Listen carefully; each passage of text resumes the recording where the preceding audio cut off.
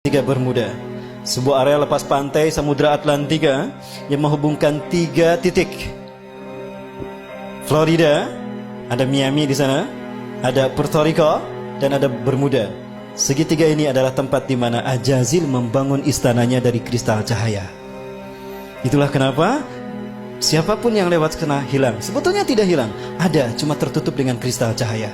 Begitulah cara David Copperfield menghilangkan patung Liberty. Begitu pula cara David Blank menghilang. Dia tidak menghilang, tapi dia bersinergi, bersenyawa dengan jin, sehingga kristal cahaya menutup pandangan kita, sehingga dia tidak terlihat, nyaris tidak terlihat.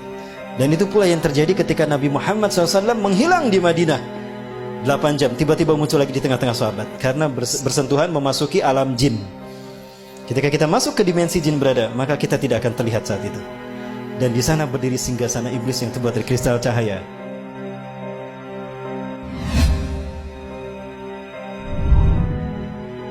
Mereka bergerak menguasai dunia dalam 3 ranah: simbol, ritual, dan arsitektur. 3 ranah ini mereka sentuh. Kata kunci kita, api dan matahari. Ya, tadi dikatakan, karena engkau telah menghukum aku tersesat, aku akan sesatkan manusia dari jalanmu yang lurus, dari Shiratal Mustaqim. Artinya akan ada sosok lain yang disembah selain kau. Itu adalah Dewa Matahari, dan dia berhasil. Di zaman Nabi Ibrahim, dia menjadikan Raja Namrud sebagai Dewa Matahari. Betul? Lihat Nabi Ibrahim. Oh, ini bintang Tuhanku. Bintang menghilang, oh bukan. Oh, ini bulan besar, ini Tuhanku. Oh, bulan, bukan. Berarti bulan bukan Tuhan. Oh, ini matahari lebih besar, tapi matahari pun tenggelam. Oh, berarti bukan Tuhan. Itu apa maksudnya? Nabi Ibrahim untuk menunjukkan kalau bulan, bintang, dan matahari bukan Tuhan. Itu hanya benda langit, tanda kekuasaan Allah. Allah lah Tuhan kita. Artinya, konsep penyembahan kepada Tuhan sebagai Dewa Matahari sudah ada sejak zaman Nabi Ibrahim. Berhasil Ajazil. Persia, Iran, ya, kaum Zoroaster menyembah Dewa Matahari. Raja yang mereka sembah adalah Dewa Matahari, Ahura Mazda. Penyebar pemuka agama Zoroaster disebut Magi. Cara mereka mendakwahkan Zoroaster, Magi ini dengan cara sihir, magic. Ke dalam bahasa Arab menggunakan sin, jadi majusi. Maka ketika mereka merayakan hari besar mereka, mereka selalu menyalakan mercon. Maka ketika umat Islam merayakan pergantian tahun baru Masehi, saat itu mereka disesatkan 3 agama. Ingat, tahun Masehi dibuat oleh seorang biarawan Katolik, Dionysius Exiguus. Dia adalah biarawan Katolik yang ditugaskan oleh Vatikan untuk membuat penanggalan Masehi yang titik tolaknya Natal. Maka dibuatkanlah penanggalan tahun Masehi yang diberi nama kemudian Anno Domini. Tahu apa arti Anno Domini? Tahun Anno Domini artinya tahun Tuhan kita. Kita Romawi. Siapa Tuhan Romawi? Yesus Kristus. Berarti tahun Anno Domini adalah tahun Yesus Kristus. Lalu dirayakan pergantian tahunnya oleh umat Islam. Apakah umat Islam tidak murtad? Satu, ketika umat Islam euforia merayakan pergantian tahun Masehi, saat itu mereka itiba kepada kaum Nasrani. Lalu mereka merayakan dengan meniup trompet. Lihat Yahudi. Mereka merayakan hari besar mereka dengan meniup trompet, betul? Saat itu pun Yahudi diikuti oleh kaum muslimin. Dan kemudian mereka merayakan Murzon. Maka di saat itulah mereka lengkap sekali, disesatkan 3 agama. Yahudi tiup trompet, Nasrani menyambut tahun baru, Majusi merayakan, menyalakan Murzon. Ada yang ikutan, syahadat lagi. Nah, baik, saya perjelas. Yunani, negara penyembah Dewa Matahari. Dan Dewa Matahari mereka namakan Helios. Bahkan mereka membuat Heliopolis, kota Dewa Matahari. Yunani, ketika mereka merayakan hari besar mereka menyembah Dewa Helios, mereka melakukannya dengan pawai obor keliling negeri. Pawai obor keliling negeri. Dan puncaknya di Bukit Olympus, di sebuah lampangan besar, mereka menyalakan obor raksasa. Dinyalakanlah obor besar tadi. Obor besar, selama obor besar itu menyala di Bukit Olympus, kaum paganis Yunani mereka merayakan penyembahan Dewa Helios dengan melakukan berbagai macam atraksi. Ritual ini sampai hari ini dipertahankan, dan itu bernama Olimpiade. Sekali lagi, Zionis Yahudi menyesatkan kita dalam 3 ranah: simbol, ritual, dan arsitektur. Sudah terwujud? Tingkat dunia Olimpiade, tingkat benua ASEAN Games. Tingkat nasional, PON. Tingkat daerah, Porda. Ibadah makulah. Dewa di Itali, Roma, Dewa Mitra. Lihat, ini Dewa Mitra, sama dengan Liberty.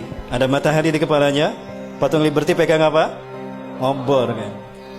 Berubah tidak? Tidak. Inilah yang dikatakan iblis. Fabima akhwatani ila aqudan lahum siratal mustaqim. Karena engkau telah menghukum aku tersesat, aku akan halangi mereka dari tauhid. Artinya, akan ada sosok lain yang disembah selain engkau. Siapa? Dewa matahari. Siapa dewa matahari? Matahari adalah unsurnya api kan? Dan siapa yang Allah ciptakan dari api? Jadi siapa dewa matahari itu? Ajazil. Tapi dia tidak terlihat. Maka dia butuh sosok manusia yang menjadi kembaran dia seutuhnya. Samiri. Jadilah dia Dwi Tunggal. Siapapun yang mengangkat tangannya seperti, berarti dia komitmen kepada iblis dan Dajjal.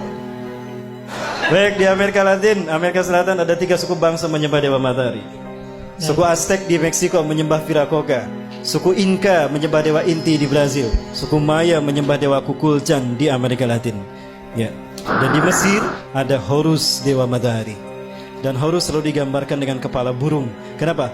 Ketika Tuhan turun ke bumi selalu menggunakan burung.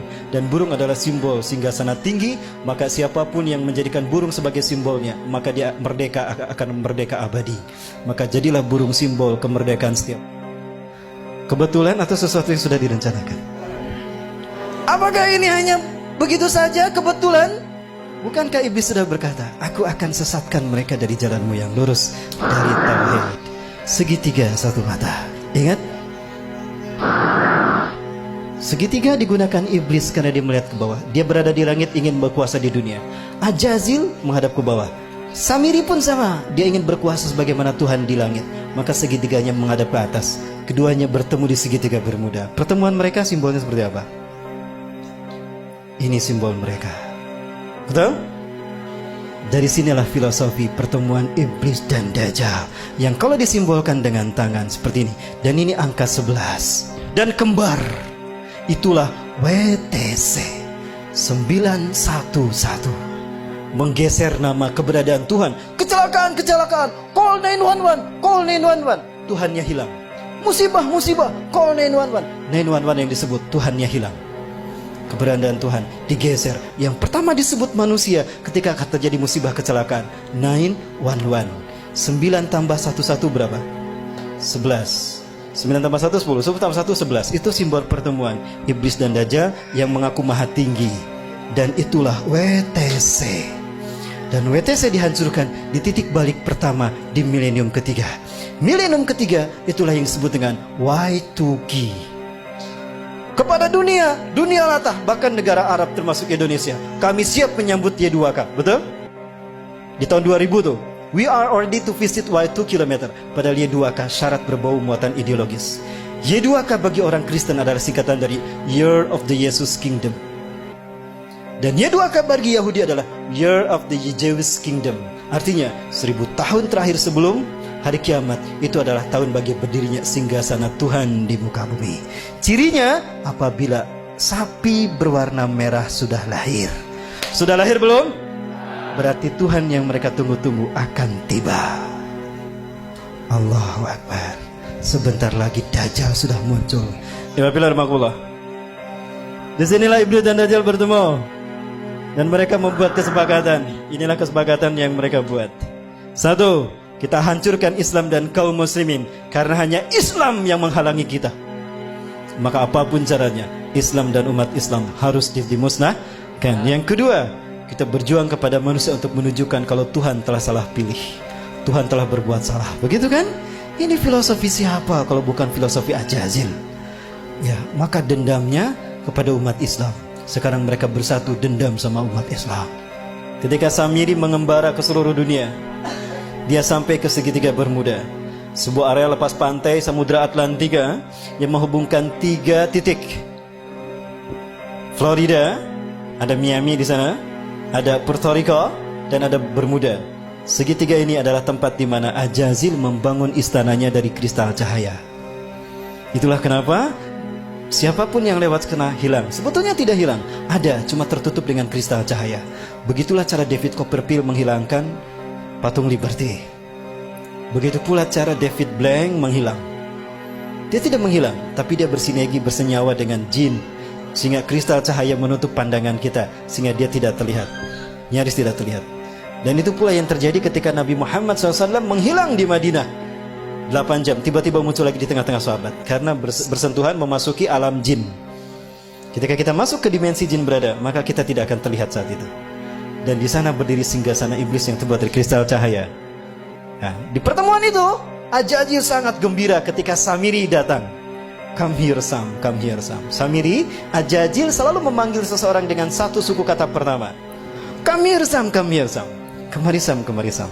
Apa kata Ajazil? Di hadapan pengikutnya Ajazil berkata, hari ini adalah hari yang aku tunggu-tunggu sejak Allah menurunkan aku dari surga ke dunia, di mana aku dipertemukan dengan saudara kembarku.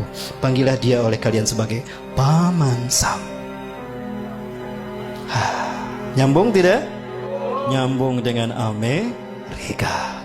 Inilah jawaban kenapa Amerika menjadi negara superpower. Kenapa dia intervensi urusan negara orang lain. Dan kenapa dunia seolah takut tidak mau menghukum Amerika dan Israel? Karena Amerika adalah negara